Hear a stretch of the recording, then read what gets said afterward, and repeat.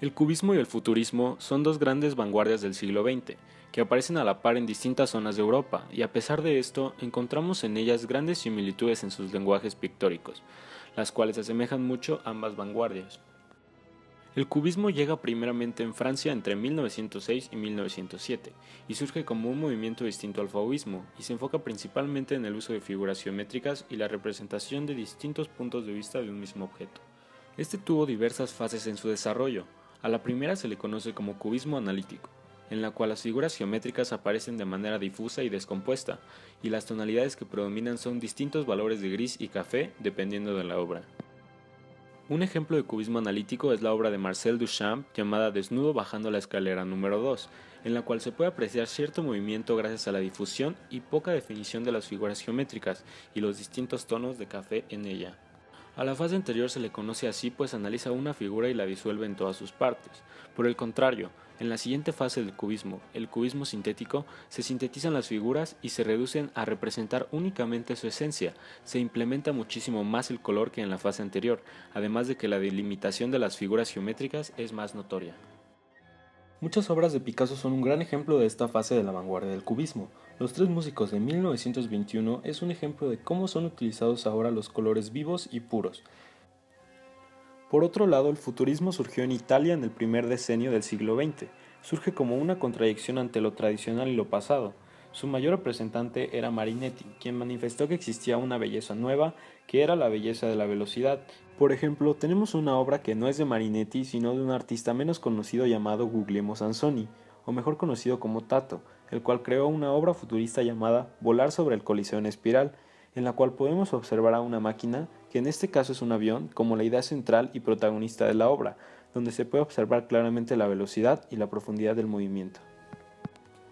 Si vemos una pintura del futurismo y otra del cubismo, a simple vista tienen muchas similitudes, ya que ambas pueden presentar figuras geométricas y uso de líneas para el contorno.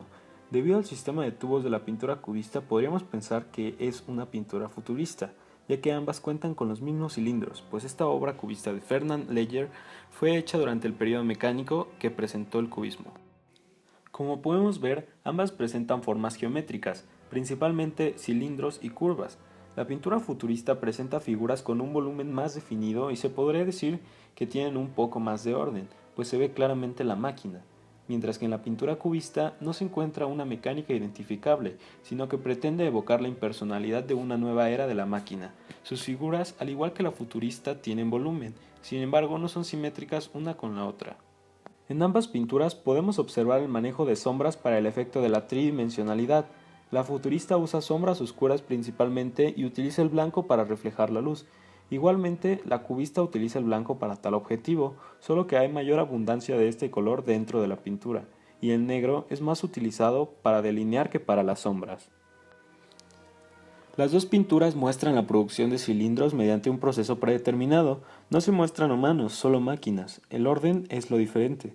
Como mencionamos anteriormente, es más difícil comprender el proceso que está ocurriendo en la cubista, por ser una pintura más abstracta, pero la idea de ambas sigue siendo prácticamente muy parecida.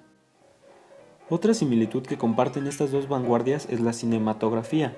Esta se debe a que en el siglo XX apareció un estilo de cine experimental después de la Primera Guerra Mundial en Europa, el cual abarcaba y era inspirado en varias vanguardias artísticas como el expresionismo, cubismo y futurismo.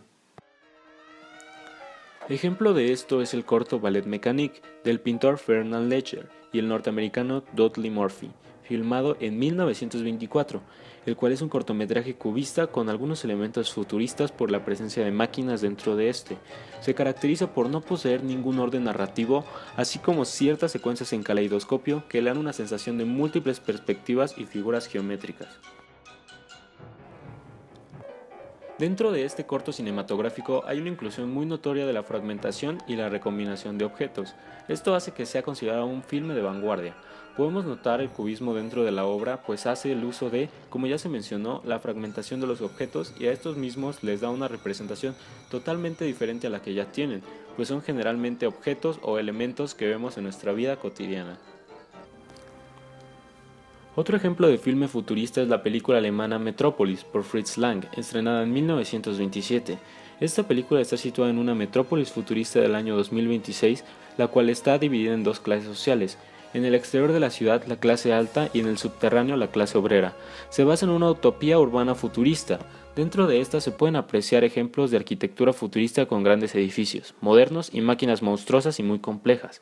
En esta película, Fritz muestra una visión del futuro desesperanzadora, ya que las máquinas son la reflexión del control total dentro de la sociedad. Los dos filmes, aunque sean muy diferentes a simple vista, incluyen elementos muy similares y características casi iguales. La vanguardia futurista y la cubista son dos vanguardias muy parecidas entre sí, pues tienen casi el mismo propósito de un arte más moderno al actual.